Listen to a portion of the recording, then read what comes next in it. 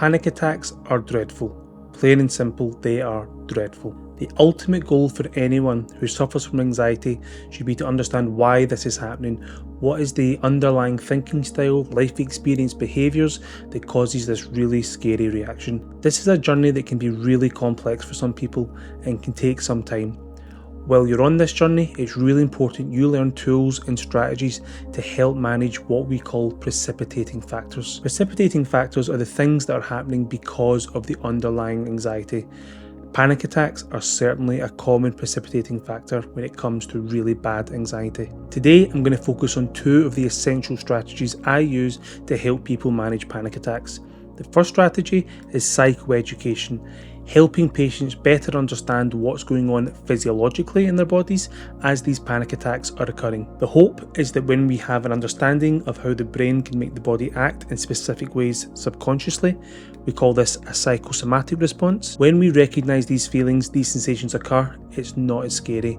We know what's going on. We know the reasons why our body is making us feel something so uncomfortable. This understanding isn't all we need to manage panic attacks, but it's a start. So here's the psychoeducation for why panic attacks happen.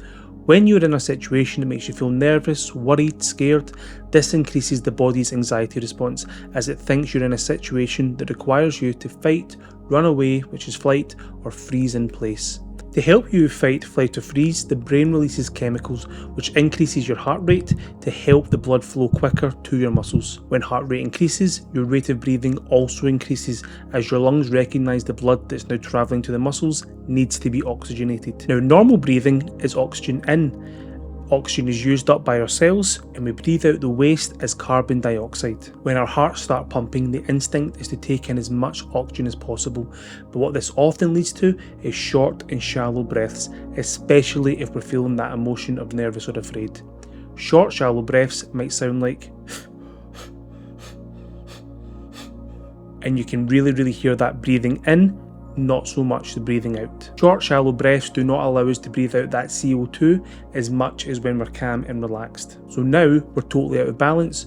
We've reached our capacity of what we can have in our body, but we've used up the oxygen, but we can't take in any more because we haven't got rid of that carbon dioxide. That's what leads to that really horrible, suffocating feeling that people feel when they talk about a panic attack. The feeling of simultaneously needing more oxygen, but unable to take it in. As I've already said, having this understanding is great. It's so important, but it's very unlikely to be the thing that calms us down in that moment. We need that second strategy. What is it we're going to do different now that we have this information? And that brings me on to the second strategy, which is breath work. And I'm going to focus on a specific breathing style called rectangle breathing. Now, many of you may have heard of square breathing.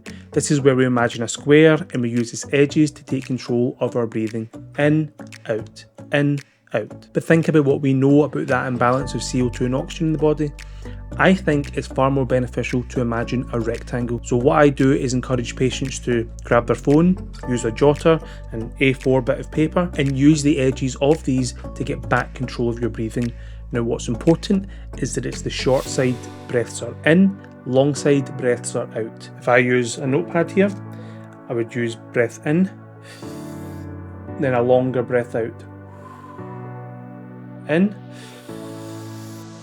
longer breath out. By doing this, we're not only taking control of our breathing, we're also reinforcing what it is we're dealing with, and that's a physiological issue. We're reminding ourselves that, yeah, this panic attack is scary, it's related to anxiety, but at the end of the day, it's a physiological issue. It's the imbalance of CO2 and oxygen. That's happened because of an unhelpful response in an anxious situation. But what we hope, if we're consistent in managing this panic over time, the link in the brain that makes panic attack happen will slowly become undone. So there we have it, two strategies for managing panic attacks. The first is to have that knowledge of why they happen so it doesn't seem as scary.